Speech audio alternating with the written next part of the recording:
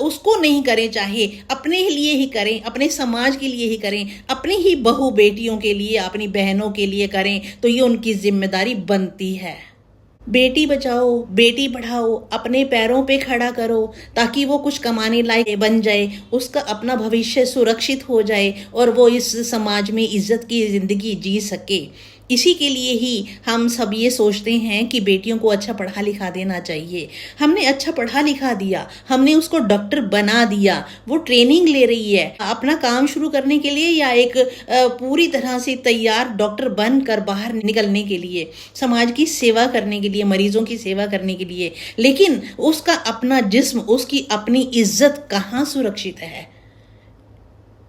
ऐसे दरिंदे, ऐसे हैवान लोग इस समाज में हैं जो इधर उधर घूम रहे हैं, और वो भी उसकी सुरक्षा करने के लिए जिनको लगाया गया था, वो दरिंदे ही उसकी इज्जत को लूट लेते हैं। तो ऐसी हैवानियत के लिए जिम्मेदार कौन है? हम लोग ही हैं। हम लोग जो ऐसे मर्दों को जन्म देती हैं, माताएं उन बच्चों को अगर अच्छे संस्कार नहीं दे सकते तो उन्हें माता बनने का भी कोई अधिकार नहीं है।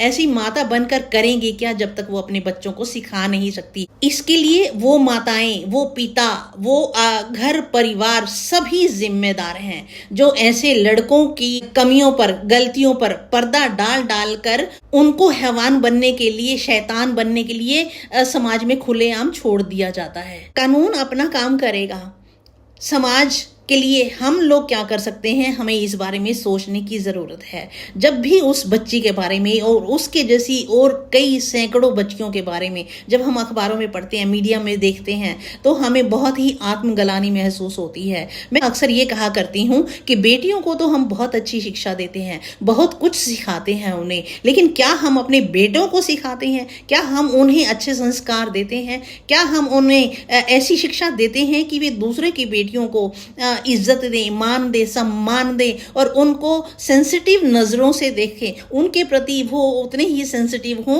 जितने वो खुद के लिए हैं, अपनी माँ के लिए, अपनी बहन के लिए हैं। किसी भी घर परिवार में अगर बेटे का जन्म होता है तो सब तरफ से बधाइयां मिलने लगती हैं और ऐसे उसको समझ लिया जाता है कि जैसे वो कोई भगवान ही उतरा है उस परिवार में। लेकिन वो भगवान बड़ा होकर क्या करेगा? उसकी जिम्मेदारी तो सिर्फ और सिर्फ माँ बाप पर और उस घर में रहने वाले दादा दादी या कोई भी ज्वाइंट फैमिली में अगर उनके साथ है या उसके आस पड़ोस वाले हैं या उसके दोस्त हैं, उन सभी की ये जिम्मेदारी बनती है कि वो एक अच्छा इंसान बनने में, एक अच्छा आदमी बनने में उसको हेल्प करें। उसको नहीं करें, चाहे अपने लिए ही करें, अपने समाज के लिए ही करें, अपनी ही बहू बेटियों के लिए, अपनी बहनों के लिए करें, तो ये उनकी जिम्मेदारी बनती है। इसके लिए सिस्टम को दोषी ठहराया जाएगा, सरकार को भी दोषी ठहराया जाएगा और पुलिस को भी दोषी ठहराया जाएगा। पर क्या हम अपने समाज को दोषी ठहराएंगे?